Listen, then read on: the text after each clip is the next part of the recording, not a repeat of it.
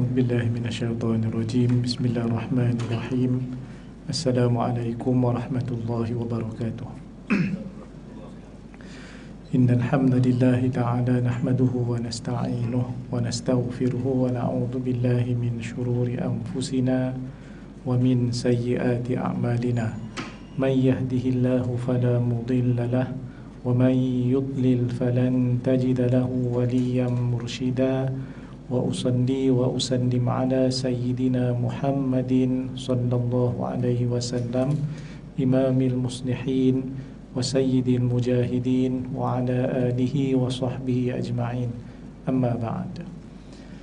Tuan-tuan dan puan-puan sekalian yang dirahmati oleh Allah Subhanahu wa taala sekalian. Pertamanya, marilah sama-sama kita merafakkan rasa syukur kepada Allah Subhanahu wa taala di atas segala nikmat yang Allah berikan kepada kita. Alhamdulillah, kita juga bersyukur kepada Allah Subhanahu wa taala yang masih panjangkan umur dan usia kita sehingga saat dan ketika ini dalam keadaan sihat. Hari ini kita berada dalam ataupun tanggal 25 hari bulan Sya'ban 1445 Hijrah. Jadi bermakna kurang daripada seminggu kita akan masuk bulan Ramadan, insya-Allah. Kita berdoa semoga Allah panjangkan umur kita. Allahumma ballighna Ramadan, sempat bertemu dengan bulan Ramadan pada minggu hadapan, insya-Allah. Untuk itu kita akan ulang kaji sedikit sebanyak berkaitan dengan ibadah puasa, dan kita akan berdasarkan kepada satu kitab yang dikarang oleh Imam Izzuddin bin Abdissalam, meninggal pada 660 Hijrah, digelar sebagai Sultan Al-Ulama. Karyanya berjudul Maqasidus Saum ataupun Maqasid Puasa. Objektif kita terjemahkan, boleh juga kita sebut sebagai matlamat ibadah puasa. Pengarang mengatakan dalam kitab As-Saum, puasa ini dibahagikan kepada 10 fasal. Wa fihi 'asharatu fusul. Pada kitab ini ada 10 fasal.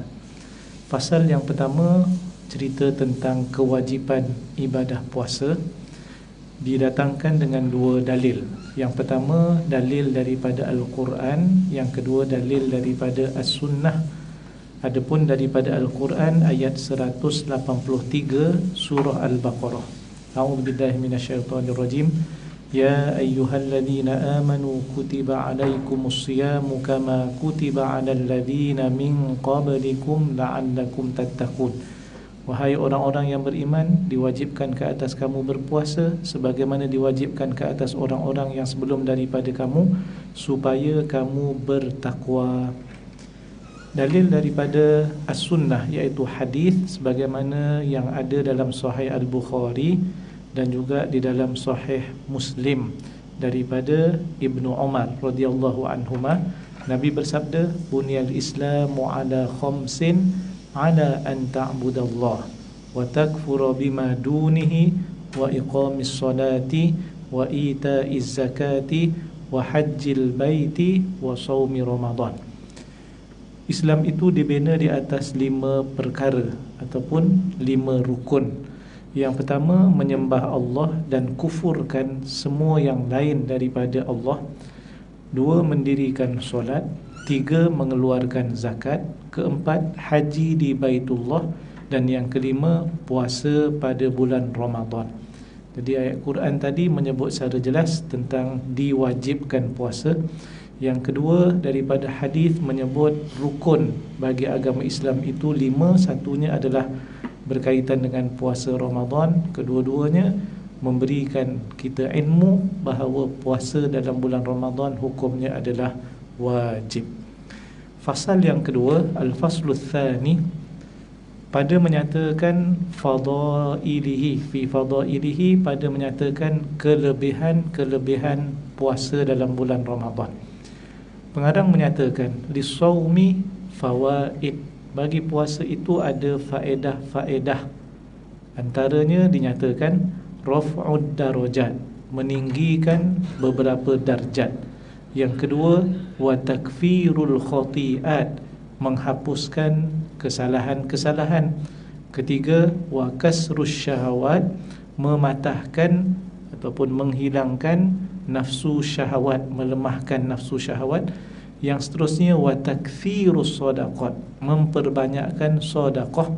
Seterusnya wa tawfirut ta'at, memperbanyakkan ketaatan. Seterusnya wa syukru alimil khafiyat, mensyukuri ataupun bersyukur kepada yang maha mengetahui segala yang tersembunyi, iaitulah bersyukur kepada Allah Ta'ala. Dan yang terakhir disebut di sini walinzijaru an khawatiril ma'asi wal mukhalafat, iaitu rasa takut, terancam, bimbang daripada segala lintasan untuk melakukan maksiat dan juga segala yang bercanggah dengan syariat. Ini kemudiannya dihuraikan oleh pengarang setiap satu daripadanya.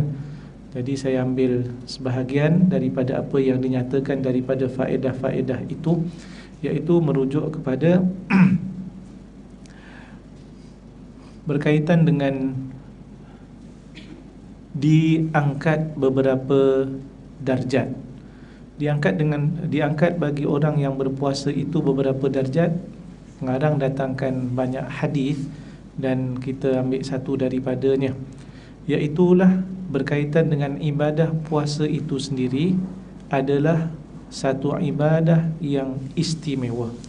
Pengarang kata berdasarkan hadis, iaitulah Nabi menyebut Allah Ta'ala berfirman, kullu amali ibni Adam lah illa siyam fa innahu li wa ana ajzi bih. Semua amalan adalah untuk anak Adam kecuali berpuasa. Sesungguhnya puasa itu adalah untukku dan aku yang akan memberikan ganjaran kepadanya. Daripada hadis ini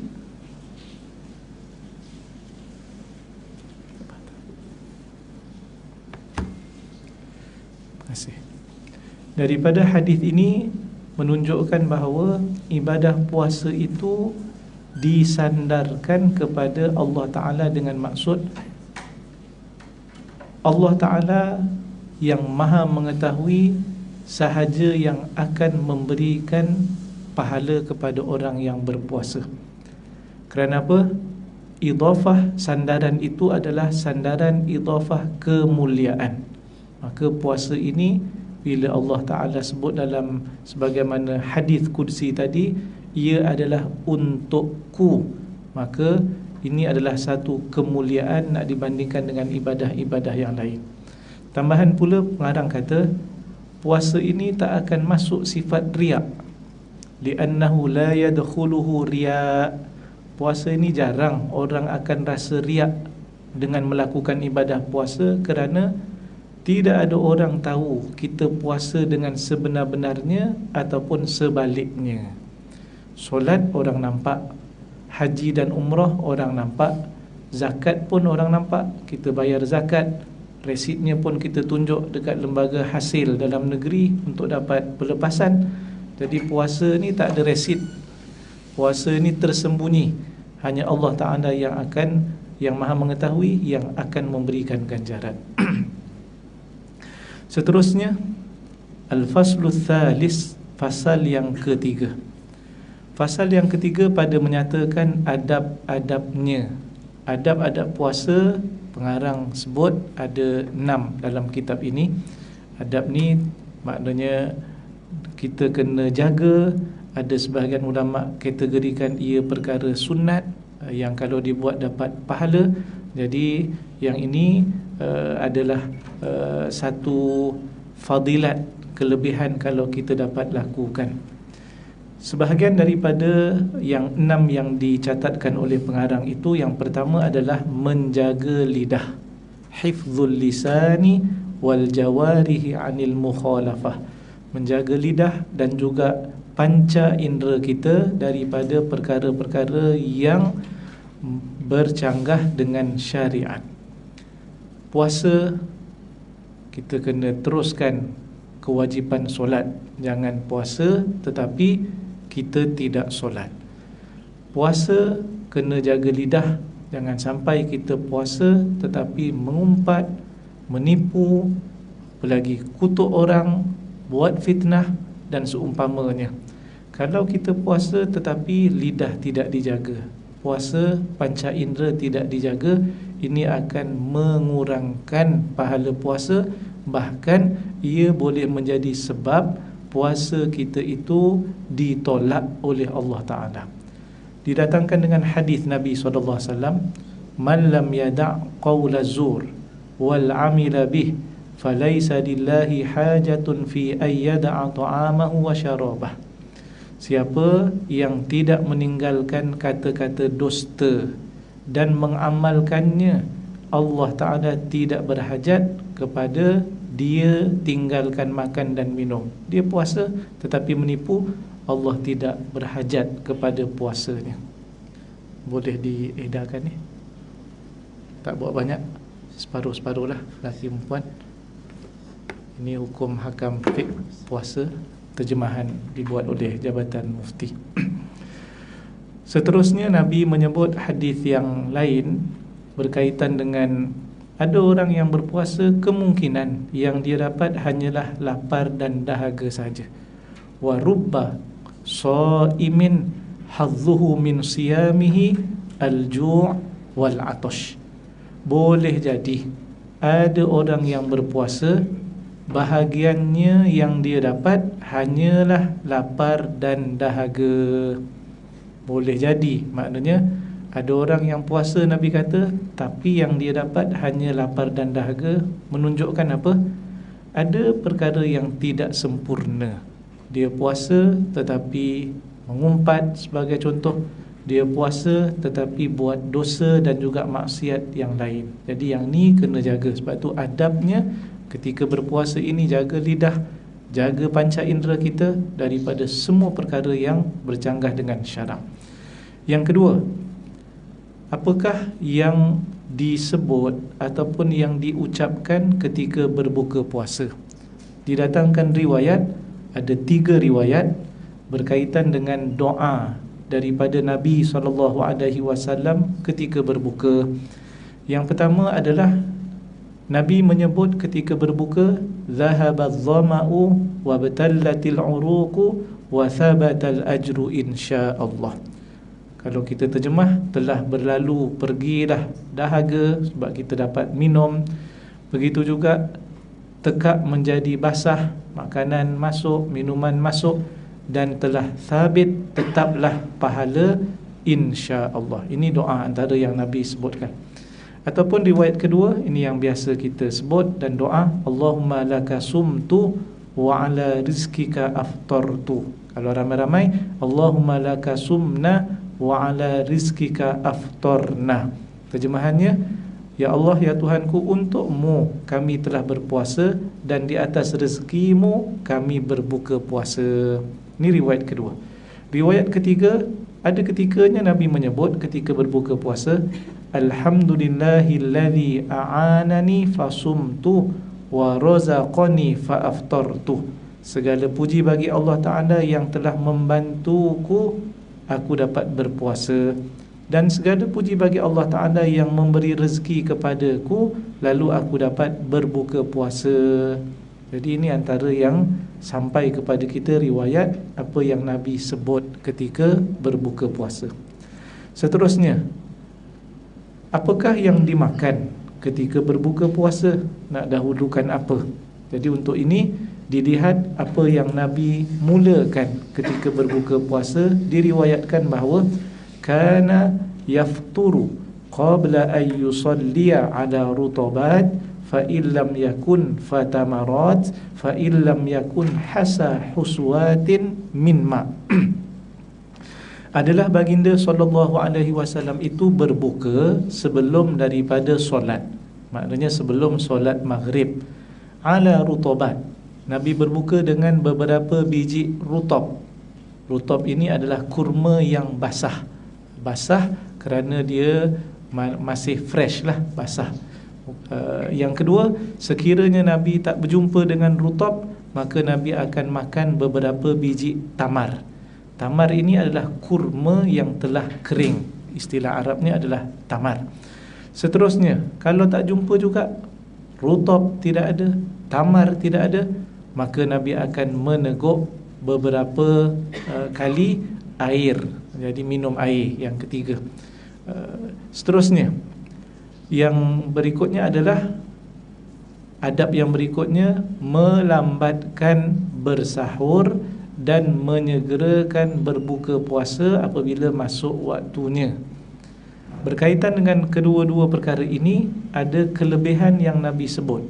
Bersahur itu ada barakah, iaitu keberkatan. Berbuka puasa segera bila masuk waktu maghrib, ini ada al-khair. Al-khair adalah kebaikan. Maka bersahur dapat keberkatan, menyegerakan berbuka itu dapat kebaikan. Nabi SAW bersabda, tasahharu fa inna fis sahuri barakah. Bersahurlah kalian, sesungguhnya pada bersahur itu ada keberkatan. Jadi tuan-tuan sekalian, pastikan kita susun jadual bersama dengan keluarga, bersama dengan pasangan masing-masing. Jadi kita set supaya kita bangun bersahur. Kok mana pun kena bangun, sebab subuh kena solat. Jadi awalkan sikit bangunnya, pukul 5 suku. Antara bersahur dan juga waktu azan subuh, itu yang paling ideal yang Nabi lakukan adalah kadar membaca 50 ayat Al-Quran.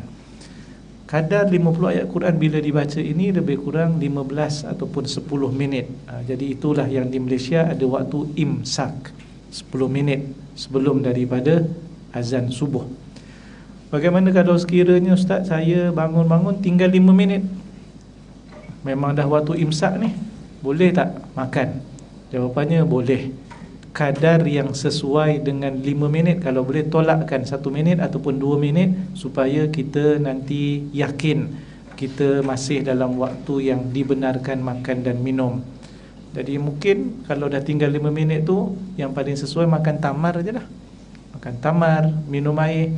Jangan sibuk nak buat, baru nak potong cili, nak buat nasi goreng nasi goreng Cina, nasi goreng itu dan juga seumpamanya, itu mungkin tak sempat. Jadi kalau 2 minit, 3 minit masih boleh. Cumanya yang terbaik Nabi ajar kepada kita, sebagaimana sahabat riwayatkan, jarak di antara waktu sahur Nabi habis bersahur dan juga azan subuh adalah 50 ayat Al-Quran kalau dibaca. Ini 15 ataupun 10 minit. Berkaitan dengan berbuka puasa, Nabi sebut hadisnya, la yazalun nasu bi khairin ma ajjalul fitrah. Sentiasalah manusia itu dalam kebaikan selagi mana mereka ini menyegerakan berbuka puasa. Bila masuk waktu saja terus berbuka, yang lain tinggalkan. Hatta kalau solat maghrib pun Nabi berbuka puasa dahulu, barulah Nabi solat maghrib. Tak ada masalah nak makan berat terus ke ataupun makan sedikit kemudian solat. Yang ini bergantung pada jadual masing-masing. Kalau berbuka di masjid surau, memang jadualnya yang mereka putuskan adalah makan terus. Jadi kalau kita makan sikit pun tak apa, tetapi ada waktu yang panjang sebelum qomat tu, mungkin berbeza dengan waktu biasa, mungkin 15 minit, kemudian iqamah solat maghrib. Tapi jangan pula kira kita makan maghrib oleh kerana ustaz kata boleh je makan dulu, berat pun tak apa. Makan, katalah azan maghrib pukul apa? 7.25 makan, 7.35 masih makan, 7.45 masih makan, 7.55 masih makan, 8.10 masih makan, 8.15 masih makan. Ustaz kata boleh. Azan isyak 8.35, 8.30 baru berhenti makan. Jadi tuan-tuan sekalian, yang ini salah faham berkaitan dengan kebenaran tadi. Jangan sampai kita solat di hujung. Sebab itu tak salah juga ada orang yang jamah sedikit dahulu, makan sekadar, kemudian 10 minit iqamah solat, kemudian dia sambung balik. Ini lebih tenang. Kerana apa? Dua-dua fadilat dapat. Berbuka sebelum daripada solat dapat fadilat itu kerana Nabi buat. Kemudian solatnya pun tidaklah di hujung waktu, nanti sambung untuk makan yang mungkin kita nak lebih selesa dan seumpamanya. Seterusnya,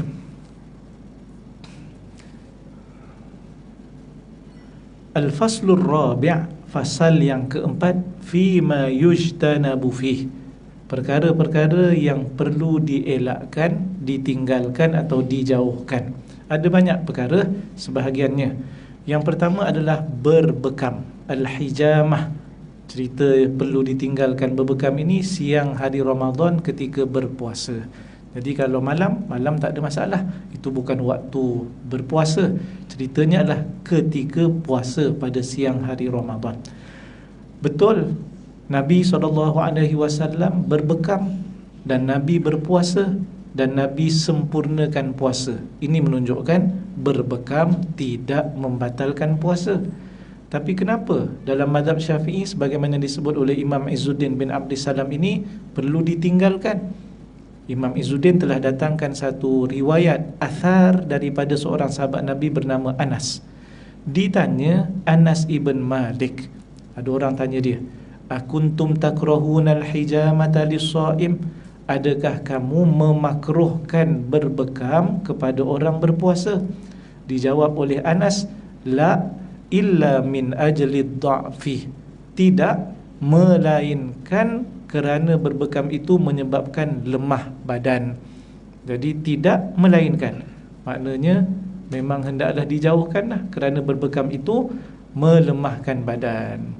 Lebih-lebih lagi kalau konteks moden hari ini ada banyak tempat berbekam, tuan-tuan boleh pilih. Ada yang mengamalkan sunnah ini 3 bulan sekali, 4 bulan sekali. Mana tahu berbetulan 4 bulan sekali itu kena pada bulan Ramadan.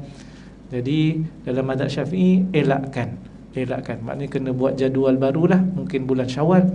Kerana apa? Berbekam ini darah keluar.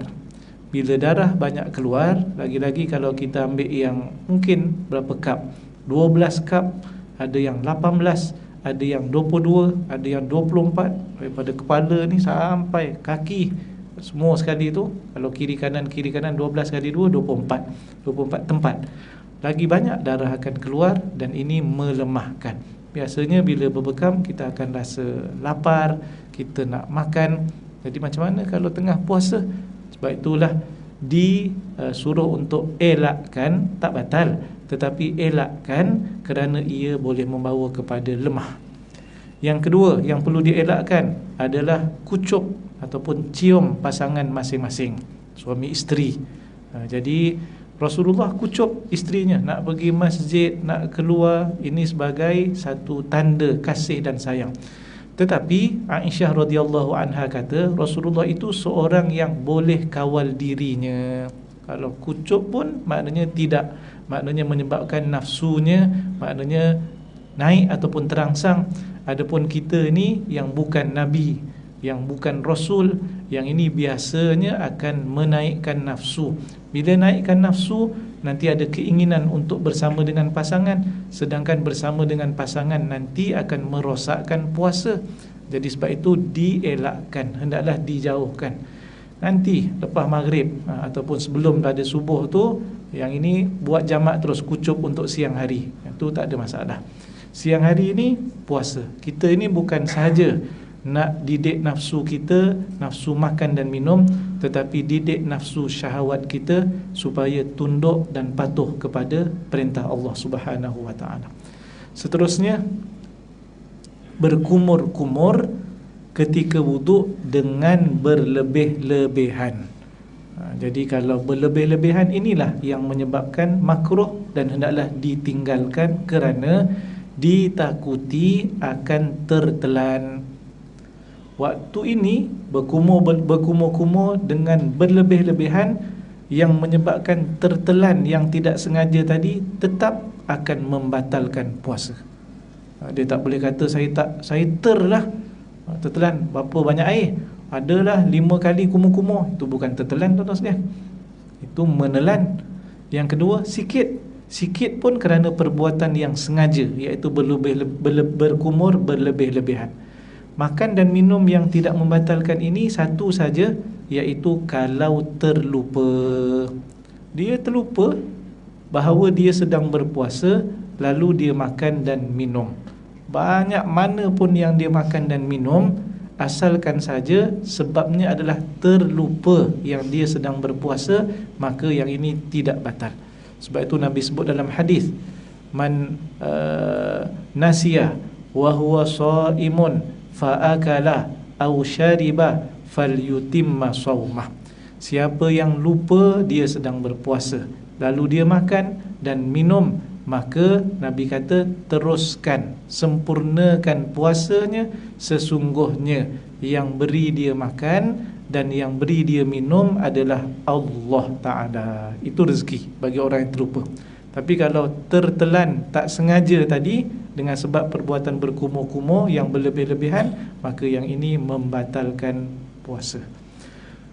Seterusnya, Al-Faslul Khamis, fasal yang kelima, fil timasi lailatul qadri, pada menyatakan, memburu dan juga mengejar Lailatul Qadar.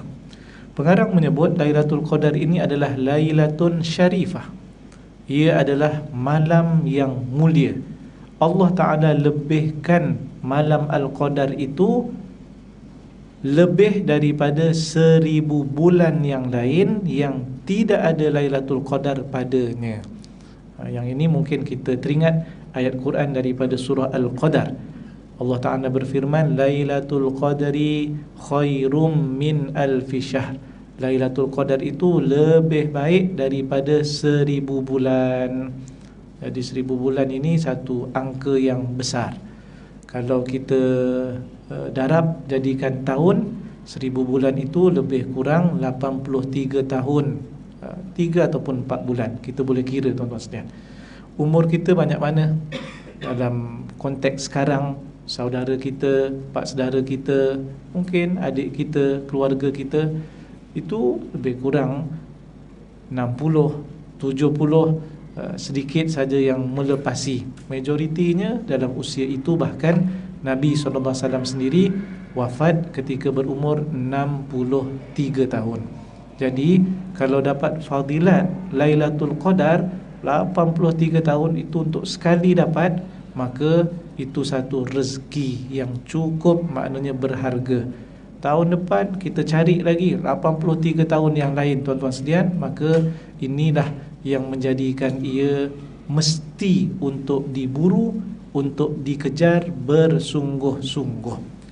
Allah jadikan pula Lailatul Qadar ini takdirnya berdasarkan hadis Nabi SAW di hujung Ramadan, bukan di awal. Kalau ke awal, tuan-tuan sekalian, agaknya lepas dapat yang 10 pertama, lepas tu kita boleh relax lah, tuan-tuan sekalian. Kita boleh relax lah. Tetapi yang ini nampaknya kita kena daripada awal, staminanya, kesungguhannya, tengah-tengah pun kita bersungguh-sungguh. Begitu juga di akhir lebih-lebih lagi, kerana Nabi kata Lailatul Taharraw Lailatul Qadri fil witri minal ashril awakhiri min Ramadan. Kejarlah, burulah Lailatul Qadar itu pada malam yang ganjil daripada 10 yang terakhir daripada bulan Ramadan.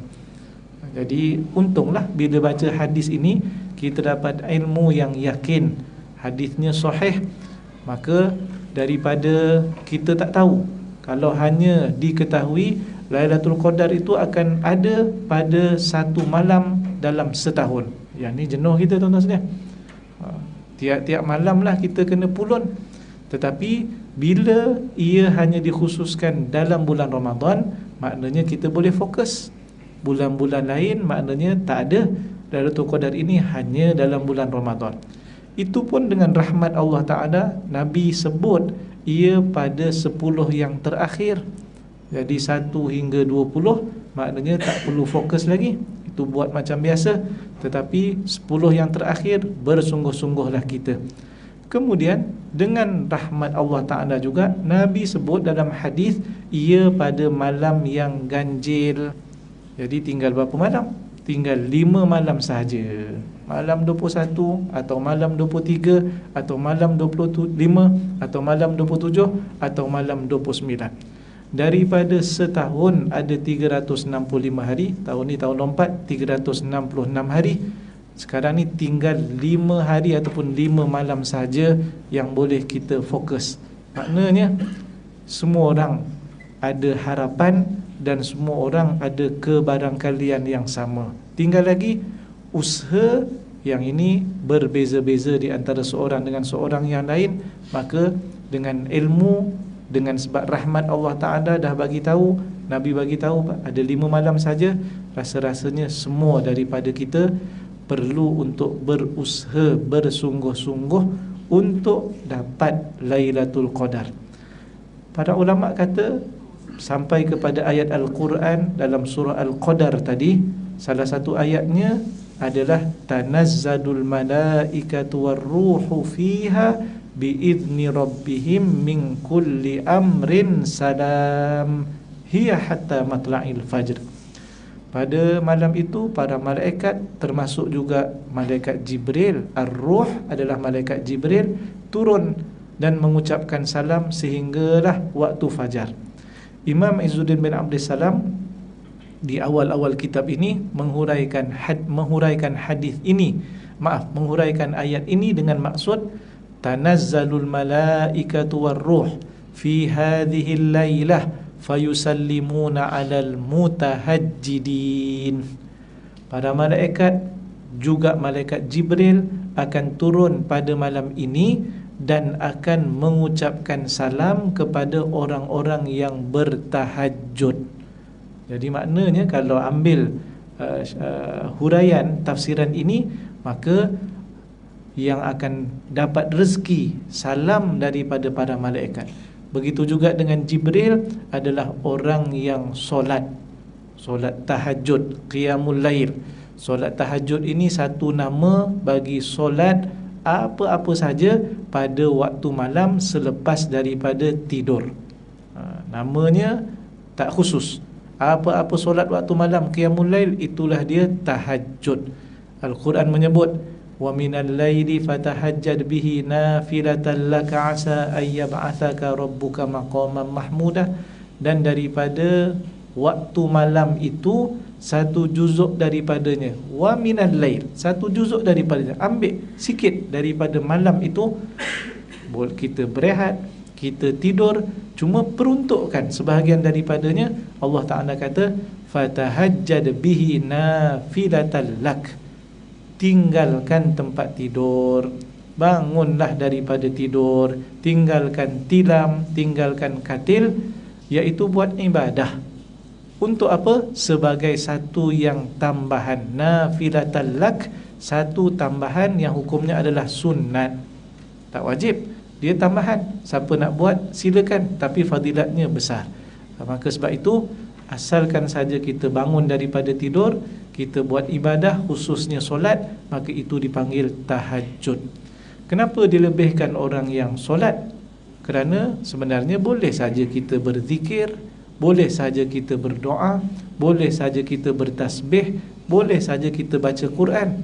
Tetapi tuan-tuan sekalian, para ulama kata satu ibadah yang menghimpunkan semua yang disebutkan tadi, dalamnya ada doa, di dalamnya ada zikir, di dalamnya ada tasbih, di dalamnya ada baca Quran, hanyalah ibadat solat.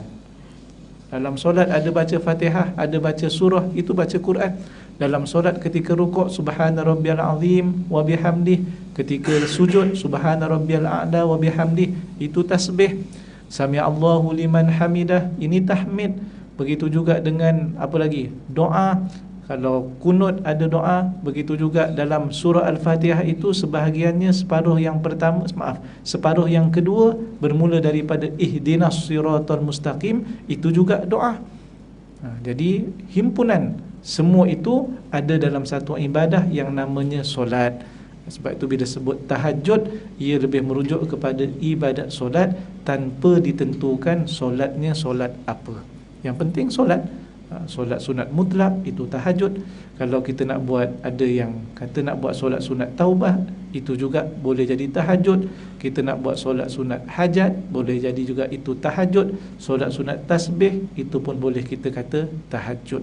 Yang penting adalah kita melakukan ibadah pada malam Al-Qadar, termasuk berdoa sebagaimana yang diajar oleh Nabi kepada Aisyah radhiyallahu anha.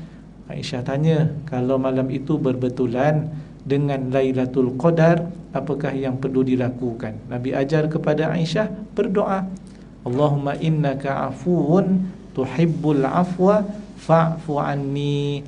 Kalau nak ramai-ramai jadi imam, Allahumma innaka afuwun tuhibbul afwa fa'fu anna. Ya Allah, sesungguhnya engkau maha pemaaf, suka memaafkan, maka maafkanlah kesalahan-kesalahanku ataupun kesalahan-kesalahan kami. Ini diajar oleh Nabi SAW kepada Aisyah. Boleh solat, boleh berdoa, ataupun seumpamanya, yang penting beribadah kepada Allah Subhanahu wa ta'ala. Itu sebahagian daripada 10 fasal. Kita ambil 5 daripadanya. Itu pun sebahagian daripada isi kandungannya. Mudah-mudahan bermanfaat apa yang dicatatkan oleh Imam Izzuddin Ibn Abdissalam. Saya rasa cukup sekadar tu pada kali ini. Yang baik datang daripada Allah, yang kurang daripada saya. Aqulu qawli hadza astaghfirullahalazim li wa lakum. Assalamualaikum warahmatullahi wabarakatuh. Bismillahirrahmanirrahim. Allahumma faqihna fid din wa 'allimna at-ta'wil wahdina siratal mustaqim. Allahumma anfa'na bima 'allamtana wa 'allimna ma yanfa'una wa zidna 'ilma. Allahumma ansur ikhwanana al-muslimin wal mujahidin fi Filastin. Allahumma 'alaika bil yahudi wa man 'awanahum. Wa sallallahu ala sayyidina Muhammad wa ala alihi wa sahbihi wa baraka wa sallam. Walhamdulillahi rabbil alamin.